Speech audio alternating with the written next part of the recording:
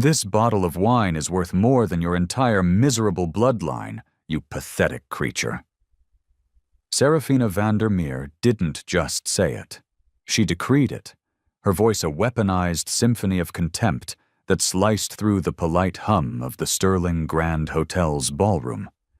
Then, with the practiced grace of a queen executing a peasant, she poured. The liquid, a 2005 Chateau Latour valued at over $5,000 a bottle, didn't splash. It descended in a slow, deliberate, blood-red torrent onto the shoulder of Dr. Alani Williams. It was an act of violation disguised as a spill. The crimson stain blossomed on her simple navy blazer, a sudden, violent flower of humiliation. It crept down her sleeve, a viscous tear of arrogance, and dripped almost silently onto the polished Italian marble floor. Serafina wasn't finished. She pressed the now empty crystal glass against Alani's collarbone. The rim was cold, hard, a circle of glass against skin. She twisted it, a small, vicious gesture, grinding the last drops of wine into the fabric and leaving a perfect circular imprint on Alani's skin. A brand, a mark of ownership. "Oh dear," Serafina cooed, her voice dripping with mock sympathy. "How dreadfully clumsy of me." From her table, a chorus of 12 hyenas disguised as Boston's elite erupted in laughter. It wasn't the sound of amusement, it was the sound of endorsement, the gleeful cackle of a tribe confirming its dominance over an outsider. They were sharks who had smelled blood, and they were smiling. Alani Williams stood utterly, unnervingly still. Not a flinch, not a tear. Her face could have been carved from obsidian, a mask of impenetrable calm.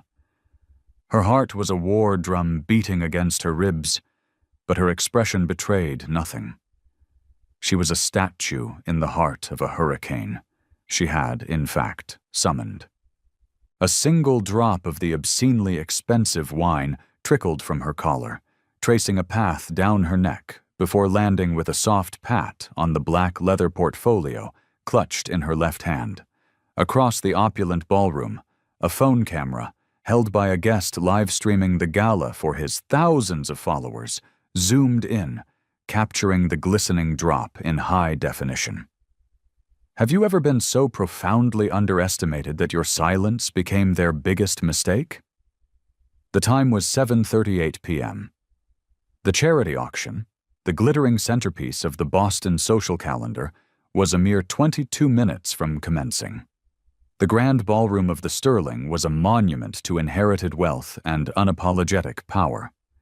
Crystal chandeliers, weighing more than a car, dripped light onto tables draped in white linens so starched they could cut glass. 200 guests, a curated collection of surgeons, senators, and CEOs, mingled in a sea of designer gowns and bespoke tuxedos. The collective net worth in the room could have erased the debt of a small nation. The air was thick with the scent of expensive perfume, fine champagne, and a suffocating sense of self-importance. Alani had entered not through a side door, but through the grand main entrance. She had no entourage, no security detail, just a solitary woman in a well-tailored but unremarkable blazer and slacks, holding a simple black portfolio. She could have been a junior event coordinator, a high-level caterer, perhaps a lawyer waiting for her client. That was the intention.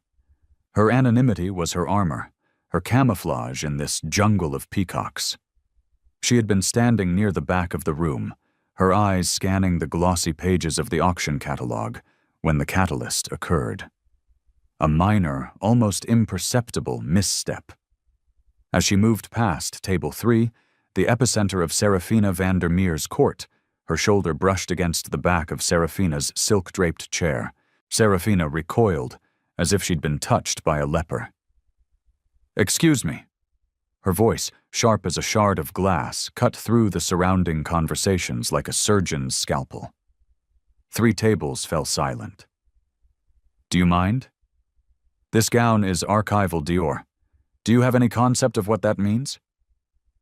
Alani paused, turning her body just enough to acknowledge the woman. Her voice was a low, even murmur, devoid of apology or fear. "My sincerest apologies. It was an accident." She began to move away, to disengage, to continue her mission. "An accident?" Serafina scoffed, rising from her seat now, the constellation of diamonds around her throat catching the chandelier light and scattering it like fractured stars. "Of course it was. Let me venture a guess. You're here to serve the canapés, or perhaps to scrub the toilets after we've all gone home." The ambient noise in their immediate vicinity evaporated. The silence spread outwards like a ripple in a pond. Phones, previously hidden, were subtly raised. This was the kind of blood sport this crowd adored, a public execution of status, and they were all citizen journalists, eager to document the kill. Alani's posture didn't change. Her voice remained a placid lake. "I am a guest." Serafina threw her head back and laughed, a loud, performative sound designed for an audience. "A guest? Sweetheart, take a look around you. The minimum donation for a seat at this gala was $100,000. What, pray tell, did you donate? The link to your GoFundMe page?" Her table roared. The men chuckled with polite cruelty. The women gasped with delighted vicarious savagery. Alani simply adjusted the portfolio under her arm, her silence a stark contrast to the braying laughter. And that is when Serafina Vandermeer, grande dame of Boston society, wife of Senator Marcus Vandermeer, made the fatal, irreversible mistake of picking up her wine glass. She held it aloft, a theatrical gesture for the whole room to see, letting the light refract through the deep garnet liquid. "A 2005 Chateau Latour," she announced. "A $400 pour, from a vintage most people only read about." She fixed Alani with a smile that was all teeth and venom. "You know what? I'm feeling benevolent tonight. Allow me to give you a taste of something you could never, ever afford." She closed the distance between them. The discreetly mounted live stream camera broadcasting the event for the Sterling Heritage Foundation's social media currently had 17,800 viewers. The young operator behind the lens, sensing a moment, zoomed in tightly, framing the two women in a tableau of imminent violence. Serafina tilted the glass. The wine poured, not in a splash, but in a thick, deliberate ribbon. It struck Alani's shoulder, the sound a soft, wet thud. It soaked through the blazer instantly, the dark stain spreading like a hemorrhage. The rich, complex aroma of oak, black currant, and wasted opulence filled the air. Then came the glass, the cold crystal pressed against her skin, the final, deliberate twist. "Oops," Serafina stage whispered, stepping back with a flawless performance of feigned clumsiness. "How clumsy of me." The room fractured. Table 3 burst into applause. Actual, unironic applause. At table 9, a woman covered her mouth, her eyes wide with a mixture of horror and fascination. Near the east entrance, Officer Dana Mills, a 20-year veteran of the Boston PD working a private security detail, took a single, instinctive step forward before freezing. Her job was to protect the Foundation's high-value guests, but in that moment she couldn't tell who the real threat was. The live-stream chat became a waterfall of outrage. "Boston Brawler? WTF was that?" "Truth Seeker.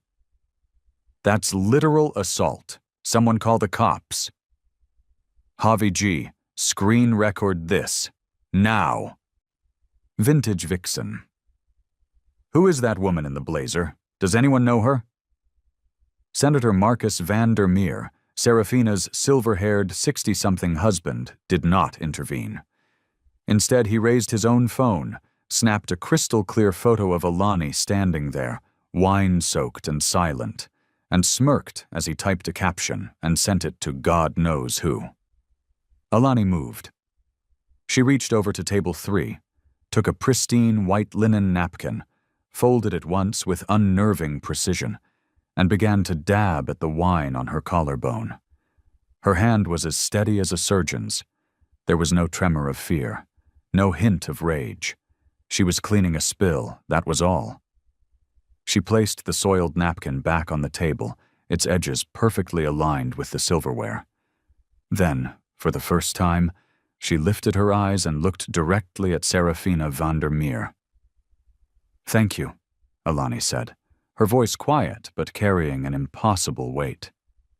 For the introduction, she turned and walked, not towards the exit, but back towards the auction catalog table near the stage. Her sensible heels made no sound on the marble floor. The ballroom held its breath for 3 full seconds before the whispers exploded like 1,000 bursting dams. The time was 7:41 p.m., 19 minutes until the auction. Philip Crane materialized at her side as if summoned from the ether. He was in his mid-40s, his face a roadmap of middle management anxiety, squeezed into a Foundation-branded blazer that was a size too tight across his shoulders. "Ma'am," he began, his hand touching her elbow, a light but firm grip of authority. "I'm going to have to ask you to come with me. We've received a complaint." Alani stopped. She looked down at his hand on her arm, then up at his flushed face. "A complaint," she repeated. It was not a question. It was a statement of fact, stripped of all emotion. "Mrs. Vandermeer is a legacy donor, a platinum-tier benefactor," Philip whispered, his eyes darting around nervously. "She's contributed over $3 million to this foundation. I'm certain this was all just a terrible misunderstanding, but—" "A misunderstanding," Alani interrupted, her voice still impossibly level. "If you could please just step outside with me, we can discuss this privately." "I was assaulted," Alani stated, in that same placid, terrifying tone, "in front of nearly 18,000 witnesses." She gestured with her chin towards the live stream camera. Philip Crane's face drained of all color. He looked from Alani to the camera, then back to table 3, where Serafina was now casually reapplying her lipstick, utterly unconcerned, while her husband chuckled at something on his phone. "Ma'am, I understand you're upset, but I'm not upset," Alani corrected him, her voice now like silk draped over a razor's edge. "I'm documenting." Philip faltered. His walkie-talkie crackled to life. A voice, tinny and urgent. "Philip, we need you at the VIP entrance. Governor's arriving." He looked from Alani, the problem, to Serafina, the power. He made the choice that men like him always make. "Security will escort you from the premises. I'm very sorry." He didn't sound sorry at all. Officer Dana Mills approached. Her partner, a younger, eager officer named Kevin Rourke, a step behind her. Dana had a nagging feeling she'd seen this woman before. It wasn't her face, but her bearing. The way she held her ground, calm and centered, like a redwood in a storm. "Ma'am," Dana said, her voice carefully neutral. "We've been asked to escort you out." Alani tilted her head, a gesture of mild curiosity.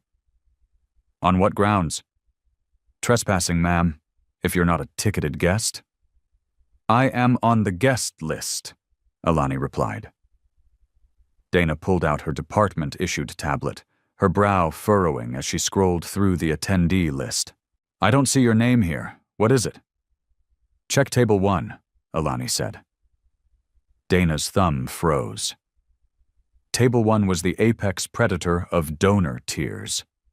The chairman's circle. 6 seats, a $500,000 minimum donation per chair. She scrolled to the entry for table 1. It listed 6 attendees, all under the same designation. Anonymous donor. She looked up, confused. "Your name isn't listed." "No," Alani agreed. "It isn't." Officer Rourke, puffed with a sense of duty, stepped forward. "Ma'am, with all due respect, if you're not on the list, call Charles Sterling III. Alani's voice cut through his officiousness like a diamond drill. Dana Mills's breath hitched in her throat. Charles Sterling III, chairman of the Sterling Heritage Foundation's board, a Boston Brahmin whose family lineage traced back to the Mayflower, the man whose signature was on every one of her paychecks for this gig. Philip Crane had scurried back, sweating profusely now. "Anonymous donors are pre-cleared by the executive board directly. You can't just drop the chairman's name and expect—" "Then call him," Alani repeated, her gaze unwavering. Philip's hands trembled as he pulled out his iPhone and dialed. The time was 7:43 p.m., 17 minutes to auction. The digital world was on fire. The live stream, now titled by a rogue social media manager as Chaos at the Sterling Gala, had rocketed to 22,000 viewers. A TikTok star at Table 12, a young woman known as Justice Jules with over 1 million followers, had started her own live broadcast. "Y'all, you are not gonna believe this," she whispered into her phone. "I'm at this bougie charity thing, and this rich white lady just poured a whole glass of wine on a black woman. Now they're trying to kick her out. This is disgusting." Her live feed exploded, hitting 70,000 viewers in under 2 minutes. On Reddit, a thread titled Public Freakout, Karen Assaults Black Woman at Boston Charity Auction, had a screen recording of the incident. It had 20,000 upvotes in 5 minutes. Philip's phone connected. He pressed it to his ear, his back to Alani. The transformation was instantaneous and brutal. His face went from flushed pink to a pasty, sickly gray in less than 15 seconds. He listened, nodded, and listened some more. When he turned back around, he seemed to have physically shrunk. His voice was a squeak. "Dr. Williams," he stammered, unable to meet her gaze. My deepest apologies. There appears to have been a gross miscommunication." Alani said nothing. She just waited. Philip swallowed audibly. "Mr. Sterling has confirmed your status. If you'd like to take your seat at Table 1 now." Alani held up a single, elegant hand. Philip stopped talking. She opened the black portfolio. The click of the latch was as loud as a gunshot in the silent ballroom. She withdrew a single sheet of paper and held it up. Not for Philip, but for the room. For the cameras. The live stream operator zoomed in, the shot so tight you could read the letterhead. Williams Global Strategies. Board of Directors Re. Finalization of acquisition of the Langley Historical Archive, final payment rendered $22 million USD. The chat exploded into a supernova of speculation and shock. Art Nerd, Boston. Wait, Williams Global Strategies? They own half the damn galleries on Newbury Street. Melissa Chen. Is that Alani Williams, the tech billionaire? Black Wealth Daily. That's Dr. Alani Williams. She's on the cover of Forbes this month. Holy st. Alani lowered the paper. She looked at the pathetic, sweating man in front of her. "I'll stand," she said. The time was 7:46 p.m., 14 minutes until the auction. The whispers started as a ripple at Table 7 and became a tidal wave by the time they reached the bar. Williams Global. That's Alani Williams, the woman who just endowed the entire African American Studies department at Harvard. The one they call the Vulture of Virtue, because she buys up failing companies and makes them ethical and profitable. Alani stood in the exact same spot, the wine stain still a dark, ugly map on her shoulder. The portfolio was closed now, held loosely at her side. Her face remained a beautiful, unreadable mask. At Table 3, Serafina Vandermeer's smug smile had frozen, a rictus of disbelief. She set her empty wine glass down with a clatter that betrayed her sudden panic. "That's utterly absurd," she said, her voice a little too loud. If she were truly that important, she wouldn't be dressed like— She waved a dismissive hand in Alani's direction. Like that. Senator Vandermeer had finally put his phone away. His eyes, cold and calculating, narrowed on Alani. "Philip," he boomed, his politician's voice accustomed to command.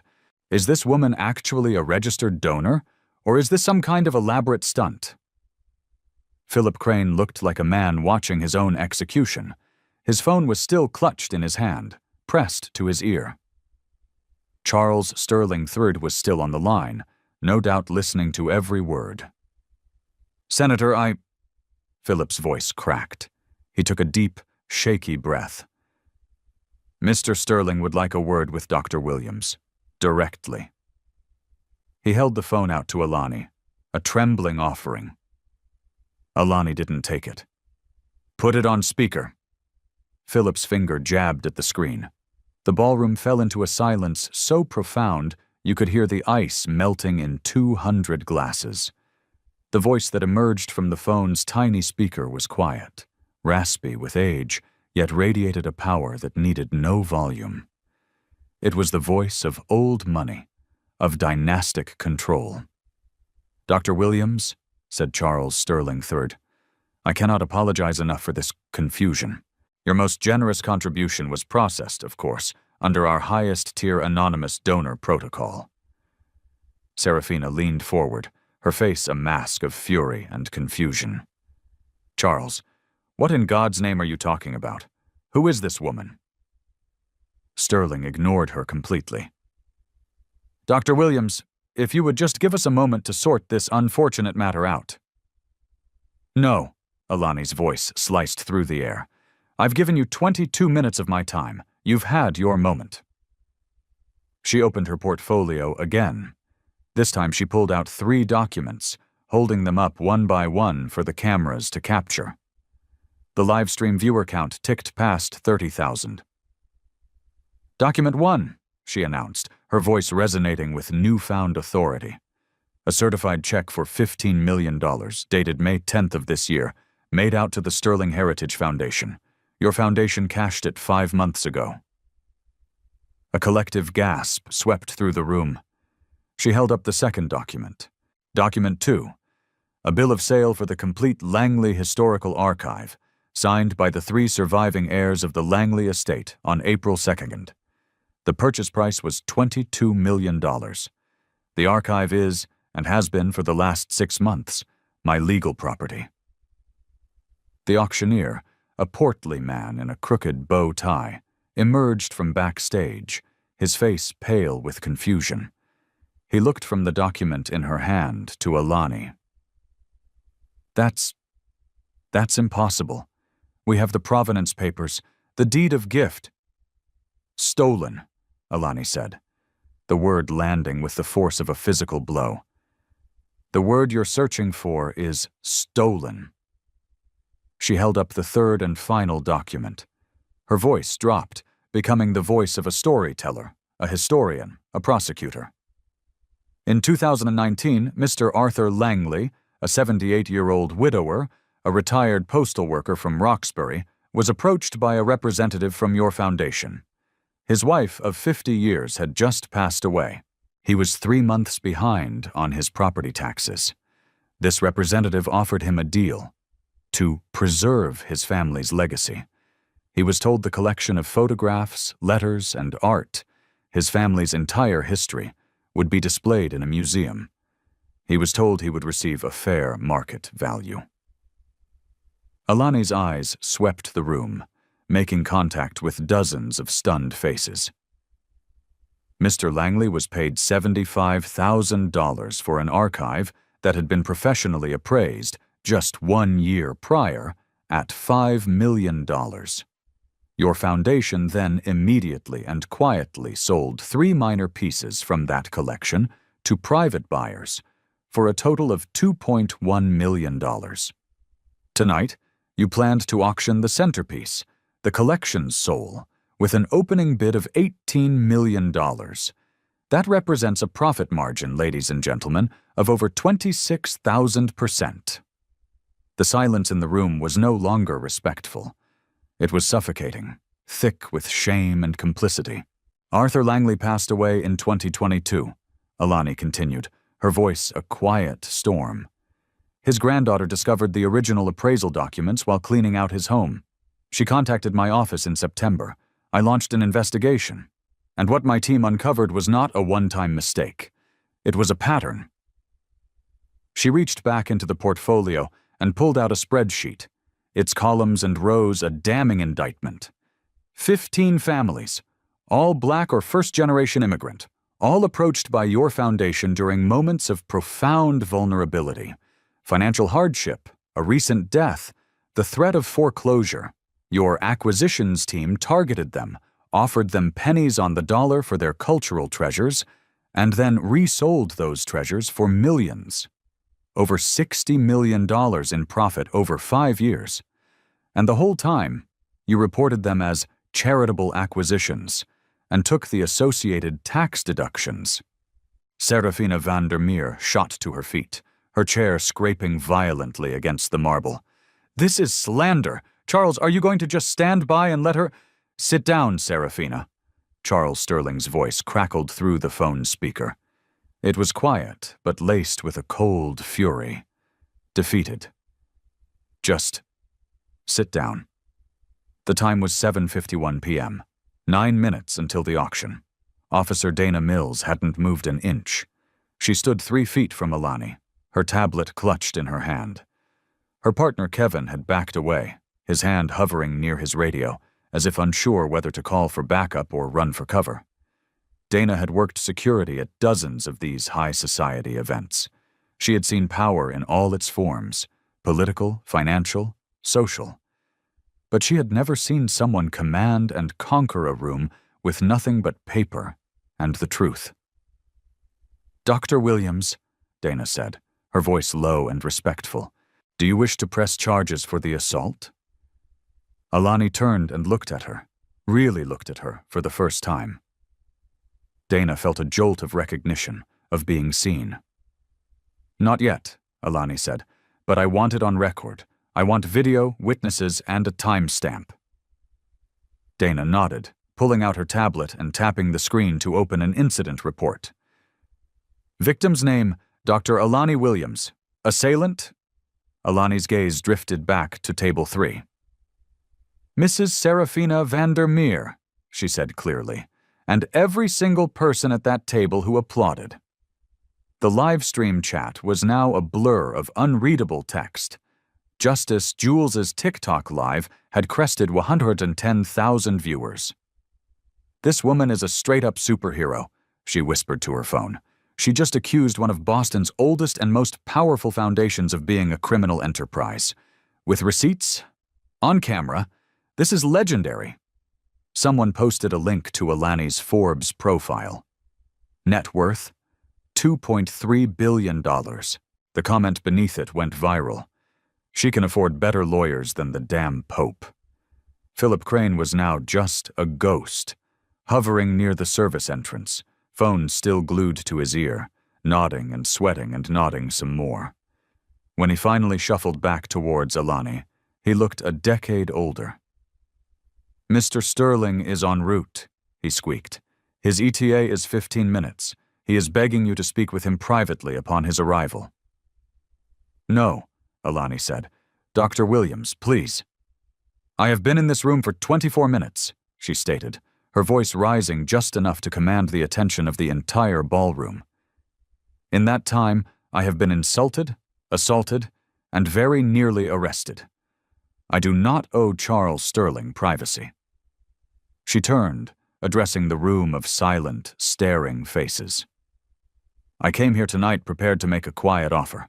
Return the Langley archive to its rightful heirs. Fairly compensate the other 14 families your foundation preyed upon. Radically reform your acquisitions policies. I was even prepared to donate an additional $10 million to facilitate that transition." She let the words hang in the air. "But that was before I was treated like I didn't belong here. Before I was publicly humiliated in front of tens of thousands of people. before your staff attempted to physically remove me for the crime of being a black woman in a space I paid $15 million to occupy." Serafina, emboldened by desperation, stood again. "You can't prove any of this was about race." Alani's voice dropped to a silken whisper that was somehow more menacing than a shout. "You poured a $5,000 bottle of wine on me and announced that it was worth more than my entire bloodline. Would you care to stand up right now and explain to this room, and to the 35,000 people watching online, exactly what you meant by that?" Serafina Vandermeer turned the color of chalk. Senator Vandermeer grabbed his wife's arm, his fingers digging into her flesh. "Serafina," he hissed, "not one more word." The time was 7:54 p.m., 6 minutes until the auction. The grand ballroom doors swung open. Charles Sterling III entered, not with a frantic rush, but with the measured, deliberate pace of a man walking to his own execution. He was 72, with a mane of silver hair, wearing a $20,000 Brioni suit. For 50 years, he had controlled rooms just like this one, with a glance or a murmur. He walked directly to Alani, his face a carefully constructed mask of contrition. "Dr. Williams?" He extended a hand. Alani looked at his hand, then back at his face. She did not take it. "I am here to apologize," he said, his voice smooth as aged whiskey. "You are here to contain," Alani corrected him. "There is a difference." Sterling's hand dropped to his side. His eyes, however, were terrified. "What is it you want?" Alani pulled another document from her portfolio. A contract, 5 pages, already printed and collated. "I want you to read this," she said, her voice ringing with clarity. "Out loud, to every person in this room. And then, I want you to sign it, in front of all of these cameras. Right now." She held it out to him. He took it, his hand trembling almost imperceptibly. He read the first page, then the second. By the time he reached the third, his face was ashen. "You can't possibly be serious." "Your auction is scheduled to begin in 6 minutes, Alani said calmly, "and at this moment you have absolutely nothing of value to sell. So you will read it, or I will walk out that door, and my first call will be to the Attorney General of Massachusetts." Sterling looked around the room, at the sea of phone cameras pointed at him, at the live stream feed he knew was broadcasting his humiliation to the world. He looked at Serafina Vandermeer, the woman whose casual cruelty had ignited this inferno. He looked back at Alani Williams, a woman made of silence and steel and spreadsheets.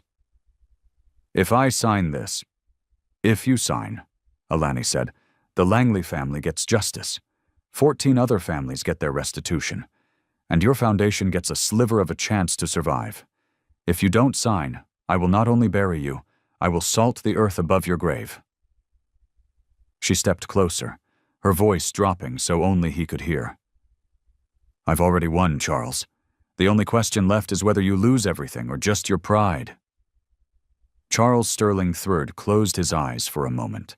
When he opened them, the fight was gone. He gave a single, sharp nod. "Get me a microphone." The time was 7:56 p.m., 4 minutes until the auction. Someone produced a handheld wireless microphone, the kind normally used for champagne toasts and celebratory speeches. In this context, it felt like an instrument of confession, a weapon disguised as courtesy. Charles Sterling held it as if it were radioactive. The ballroom was now packed beyond capacity. Word had spread like wildfire through the hotel. Kitchen staff in stained aprons lingered near the service doors. Valets had abandoned their posts and were crowded in the foyer. A reporter from the Boston Globe had somehow slipped past security and was already recording, her face a mask of predatory glee. Alani stood at Sterling's left, close enough to see the text of the contract, but far enough away to give him the space to hang himself. Sterling cleared his throat. The microphone shrieked with feedback. The sound was adjusted. "Ladies and gentlemen," he began, his voice surprisingly steady, the result of a lifetime of public speaking. 72 years of performing control. There has been a significant development regarding tonight's main auction item. He looked down at the 5 pages of dense, single-spaced legalese in his hand. The Sterling Heritage Foundation has recently been made aware of certain irregularities in the acquisition history of the Langley Historical Archive. A low murmur rippled through the crowd. Serafina Vandermeer sat utterly frozen, her hands flat on the table as if holding herself in her chair. Sterling continued, his voice devoid of emotion, reading the words Alani's lawyers had so carefully crafted. Dr. Alani Williams has provided irrefutable documentation indicating that the collection was purchased under circumstances that did not align with our Foundation's stated ethical standards. "Read the specifics, Charles," Alani said quietly, her voice just for him. His jaw tightened. He turned to the next page. In 2019, the Foundation acquired the Langley Archive for the sum of $75,000 from Mr. Arthur Langley, age 78, during a period of acute financial distress following the death of his spouse. The collection's independently appraised value at the time of acquisition was $5 million. The room erupted. Sterling raised his free hand, a gesture begging for a silence he no longer commanded. Dr. Williams has further provided evidence that this was not an isolated incident. Between 2018 and 2023, the Foundation acquired artwork and cultural artifacts from 14 other families, primarily from Black and immigrant households, during documented periods of financial hardship. The total acquisition cost for these items was $2.3 million. The total resale value and current market value of these items is estimated at over $60 million. Someone from the back of the room shouted, "That's criminal!" Sterling didn't flinch. He just kept reading. The Foundation failed to provide adequate independent appraisals, failed to ensure informed consent, and actively failed to disclose resale intentions at the time of purchase. He paused, took a breath, and looked at Alani. She gave a single, almost imperceptible nod. Therefore, on behalf of the Sterling Heritage Foundation's Board of Directors, I formally acknowledge these profound failures. I offer our deepest, unreserved apology to the Langley family and to the 14 other families affected. And I hereby commit this foundation to the following remedial actions, effective immediately. For the next 6 minutes, Charles Sterling III read his own death warrant. Every word was another nail in the coffin of his foundation's reputation. A $50 million reparative fund to be administered by a third-party panel of civil rights attorneys and cultural historians to compensate all families who were exploited. A new acquisitions ethics board whose approval would be required for any purchase over $50,000, with a majority of seats reserved for representatives from descendant communities. Mandatory, annual, and rigorous training for all staff, board members, and major donors on implicit bias, racial equity, and the history of cultural exploitation. A public-facing transparency portal where every future acquisition would be logged in real time, including purchase price and any subsequent resale value. A legally protected whistleblower hotline for reporting unethical practices. And the centerpiece. The complete Langley Historical Archive would be immediately and unconditionally donated to the Smithsonian National Museum of African American History and Culture, in the Langley family's name, with a permanent plaque acknowledging the legacy of Arthur Langley and his late wife, Eleanor. When Sterling finished, the silence was absolute. He lowered the microphone, his hand shaking. He looked at Alani, his eyes pleading. "Is this acceptable?" Alani took the contract from his hand, flipped to the last page, and pointed to the signature line. "Sign it."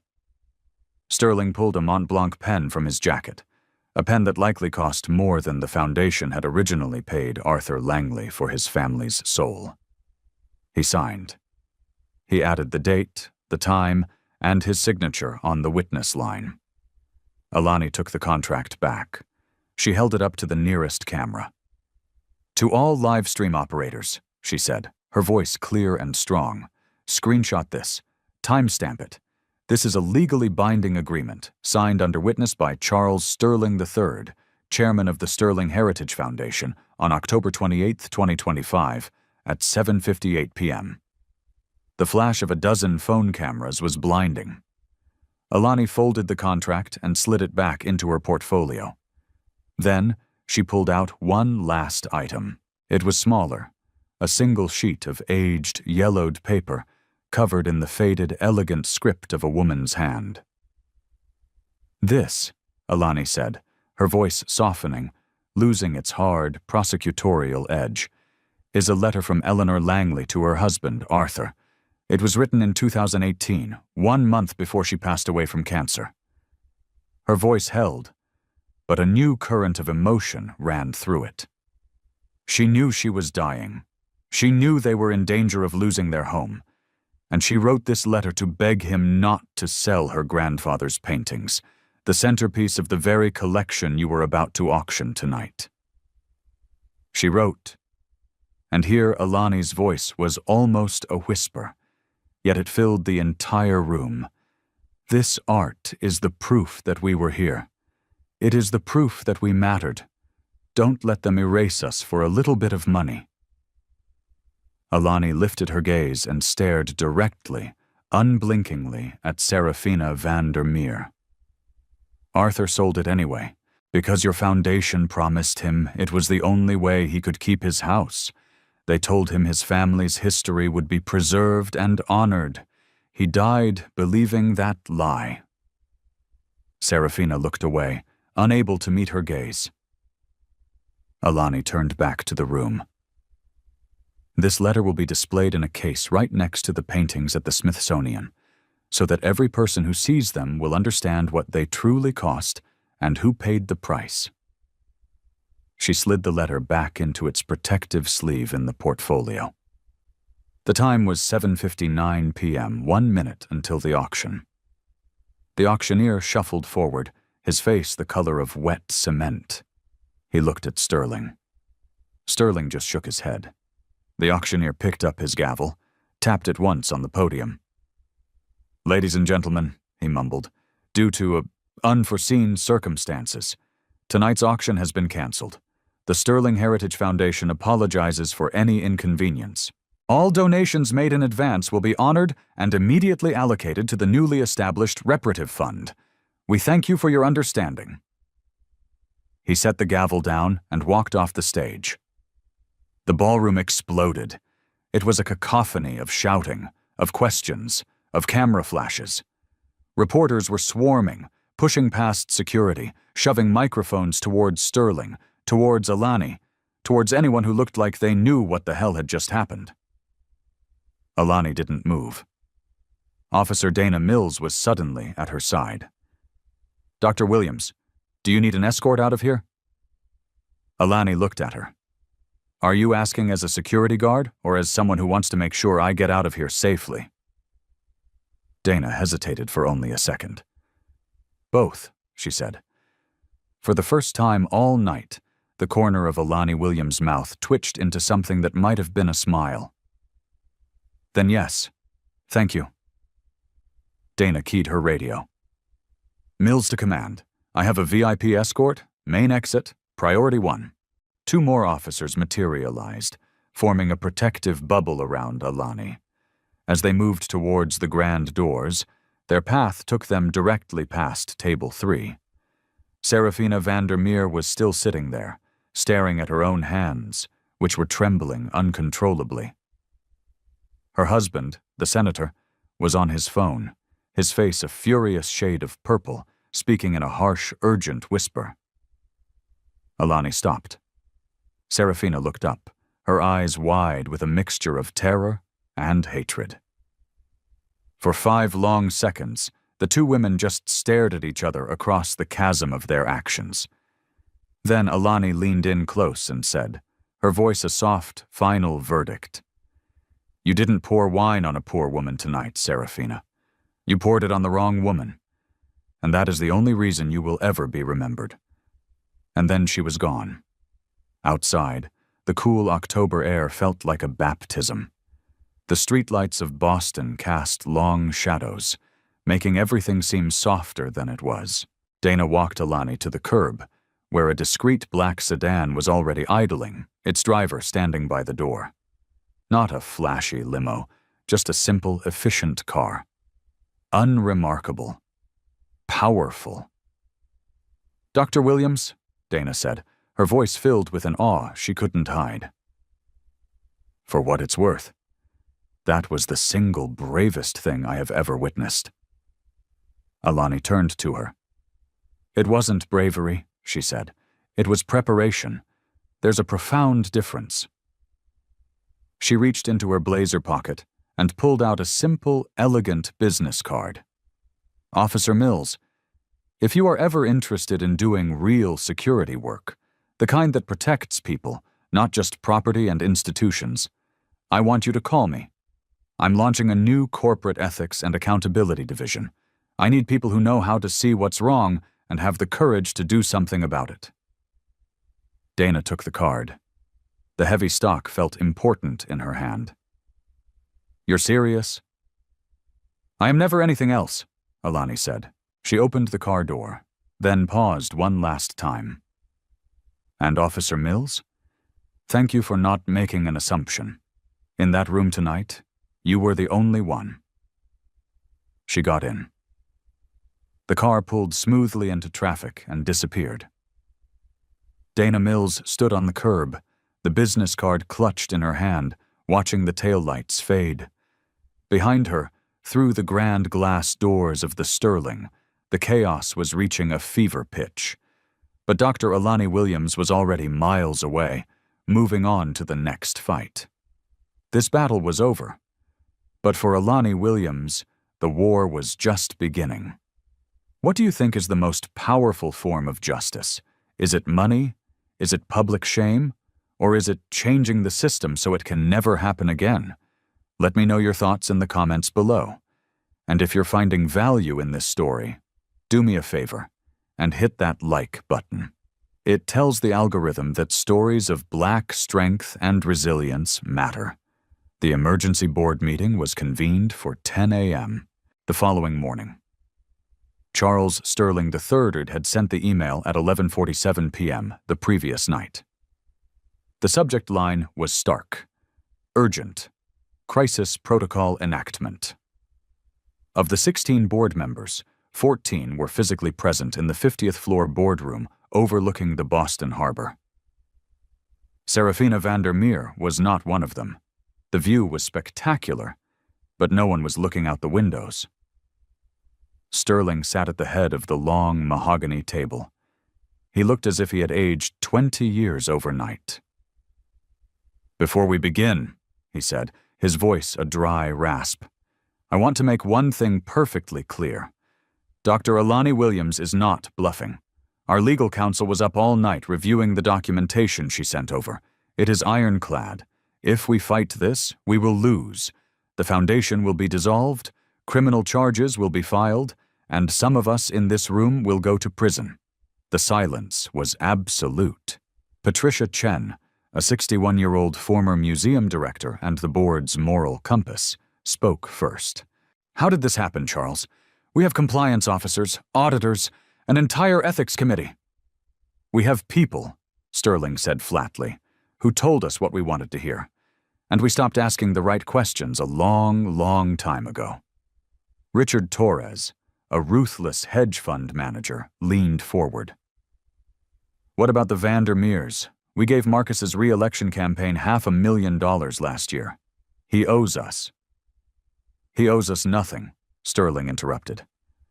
"The live stream peaked at 48,000 viewers. The combined videos of the incident have been viewed over 7 million times as of this morning. The Boston Globe, the New York Times, CNN, they all ran front-page stories. Senator Vandermeer issued a public statement at 6 a.m. this morning, condemning the foundation and returning every last dollar we donated.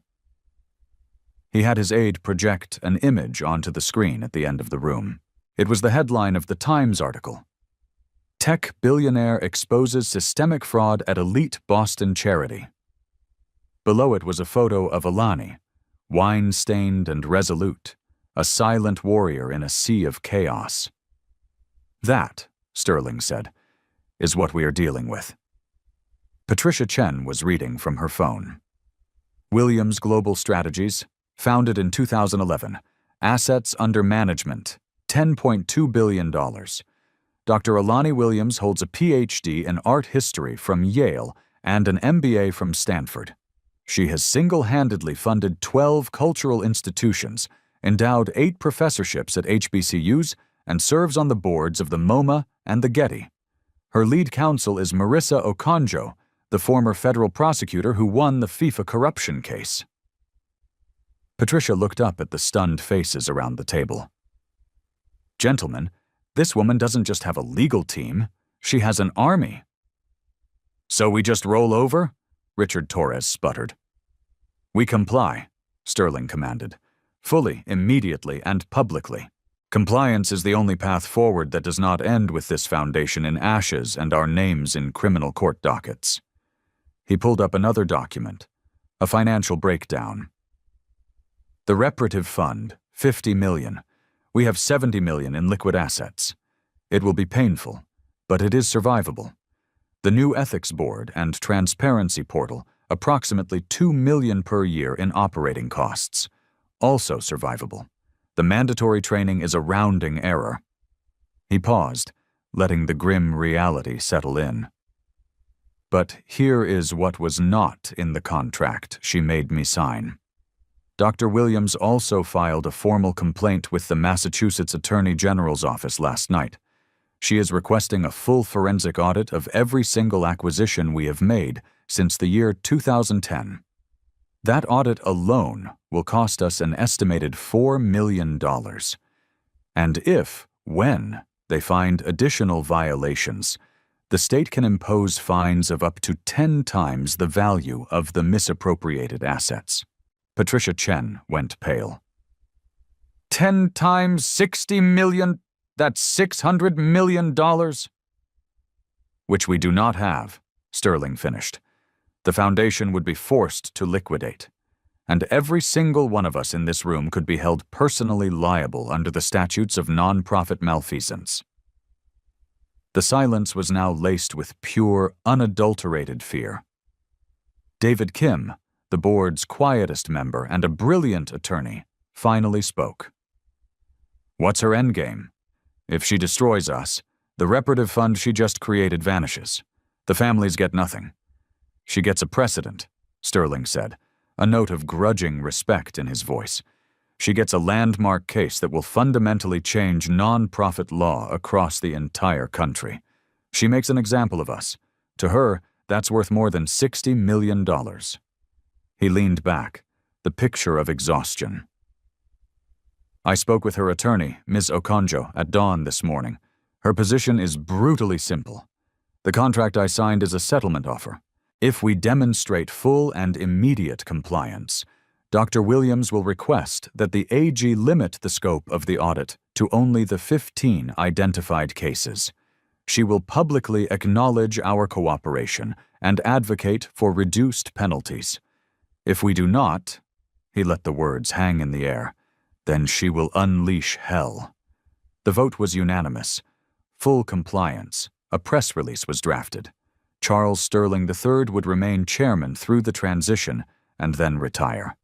Serafina Vandermeer's seat on the board was terminated, effective immediately, for conduct unbecoming and violation of the foundation's non-discrimination policy.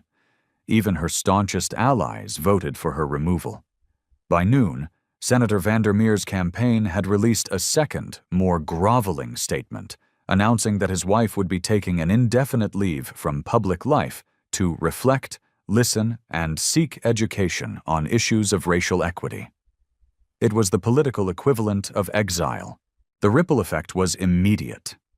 By the end of the day, 3 other major Boston foundations had announced they were launching voluntary internal audits of their own acquisition histories.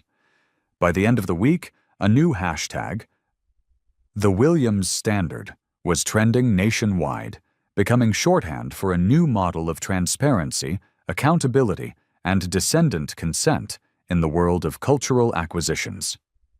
Alani Williams sat in her office on the 60th floor of a skyscraper in downtown Boston. The city spread out below her, a tapestry of history and progress, glowing in the late afternoon sun. Her assistant, Kendra, knocked once and entered. "Dr. Williams, Mr. Sterling's office has confirmed. They've voted for full compliance. The wire transfer for the first $50 million to the reparative fund will be completed by end of day."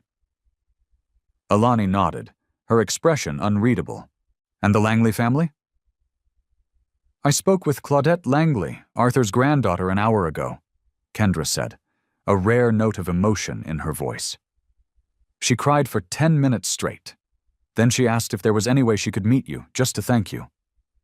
"Set it up," Alani said softly. "Private, no press." "Of course," Kendra noted. "Also, Officer Dana Mills called regarding your job offer. She's very interested." "Good. Schedule a meeting for next week." Kendra hesitated at the door. "There are 283 interview requests. CNN, the BBC, the New York Times, NPR, even Oprah." Alani turned her chair to face the window, looking out at the city she was in the process of remaking. "One statement," she said. "Written only. No interviews. Posted on all our official channels. I'll draft it tonight." "Yes, ma'am." Kendra left, closing the door softly behind her. Alani sat alone, the silence of her office a stark contrast to the noise she had unleashed upon the world. She thought of Arthur Langley and of Eleanor's desperate, heartbreaking letter. She thought of 15 families who had been told, implicitly and explicitly, that their history wasn't valuable enough to fight for. She thought of the stinging, humiliating sensation of wine soaking her blazer, the cold press of the glass against her skin, the sound of cruel laughter, and the look on Serafina Vandermeer's face when the world she had built on a foundation of arrogance finally, irrevocably, crumbled. Power, she mused, didn't need to shout. It just needed to wait. And when it finally chose to move, it moved with the devastating, undeniable force of truth.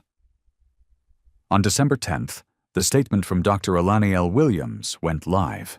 It wasn't a press conference or a televised interview. It was just words, posted simultaneously on the Williams Global Strategies website and all its social media platforms. On October 28th, I attended a charity auction in Boston. I went with the intention of honoring a family whose legacy had been stolen.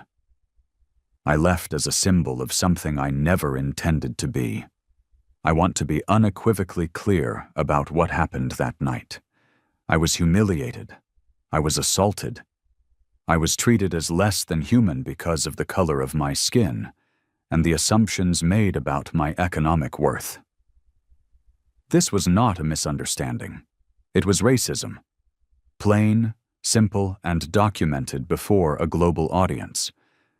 But what I need you all to understand is that I am not special. I had resources, money, lawyers, time, and an education that most people do not. I was able to fight back in a way that most victims of such aggression never can. That does not make me a hero. It makes me fortunate. And it proves that the system is fundamentally broken. The Sterling Heritage Foundation preyed upon 15 families over the course of 5 years. 15 that we know of. How many hundreds, or even thousands, of others are out there? How many people have signed away their history because they were grieving, desperate, or simply didn't know their rights? How many Arthur Langley stories will never be told? That is why I am not stopping here. Today, I am officially announcing the launch of the National Restitution Initiative, a program under my foundation dedicated to offering free legal services, forensic accounting, and financial support to families who have been exploited in estate sales, cultural acquisitions, or inheritance settlements. If you were pressured, if you were underpaid, if you were lied to, we will help you fight back. This is not charity. This is a market correction. To every single person who watched that video and felt something, anger, recognition, hope, I am asking you now to do more than just feel. I am asking you to act. Share this statement. Share our new website. If you know someone who has been a victim, send them our way. If you work for a museum, a foundation, or a non-profit, demand an audit of your own institution's practices. And if you are someone, anyone, who has been underestimated, dismissed, or erased, remember this. Your dignity is not negotiable. Your history is not for sale. And your silence is not a requirement. Power rarely announces its arrival, but it doesn't hide forever. Thank you. The statement was shared over 100,000 times in the first hour. By the end of the day, the National Restitution Initiative's website had received over 3,000 intake forms from families across the country. The server crashed twice. The first case they took to court involved the family of a deceased Vietnamese immigrant in Houston who had sold his collection of wartime photography to a local cultural center in 2017 for $12,000. The center resold it to a private collector a year later for $700,000. Represented by Marissa Okonjo and a team of lawyers from the initiative, the case was settled in mediation. The family received $500,000 and a public apology. It set a new precedent. One evening, a handwritten letter arrived, forwarded through her attorney's office. The return address was from a discreet P.O. box. It was from Serafina Vander Meer. Alani almost threw it in the trash, but she opened it. "Dr. Williams," the letter began. "I do not expect you to read this, and I certainly do not expect forgiveness. I need to say this for my own soul. I was wrong. Not just wrong, but cruel and monstrous. I looked at you and I saw nothing. I made you into nothing in my mind because it was the only way I could feel like something. That is the ugly, pathetic truth. I have spent the last 4 months in intensive racial equity counseling. I have read history I was never taught. I have listened, for the first time in my life, to people I have spent my entire life ignoring. I am beginning to understand the vast oceanic depth of my own ignorance. It does not undo what I did. It does not erase that video. It does not give you back the dignity you never for a moment lost. I see now that I was the one who lost everything that night. I am writing because I want to be useful. I have begun volunteering for the Restitution Initiative, doing data entry, whatever they will allow. I am using what is left of my name to pressure other foundations to submit to audits. 3 have already agreed. It is not enough. It will never be enough. But it is something. If you want me to stop, I will. But if you will allow it, I want to spend what is left of my life trying to prove that even someone like me can change. Respectfully, Serafina. Alani read the letter twice. She didn't respond. But she didn't throw it away. 6 months later, Alani stood on a stage in Los Angeles, accepting the NAACP Image Award for Social Justice Impact. In her speech, she didn't talk about herself. She talked about Arthur and Eleanor Langley. She talked about the families whose histories had been returned. And then she looked directly into the camera. Tonight, I accept this award not for myself, but for every person who has ever been made to feel small. For every person who has had their worth questioned and their story dismissed. The world we live in is not yet the world we deserve, but it can be. We get closer to it, not with one grand gesture, but with a million small acts of courage, of speaking up, of refusing to be erased. So if you're watching this right now, I want you to do something for me. Go to the comments section of wherever you're watching this.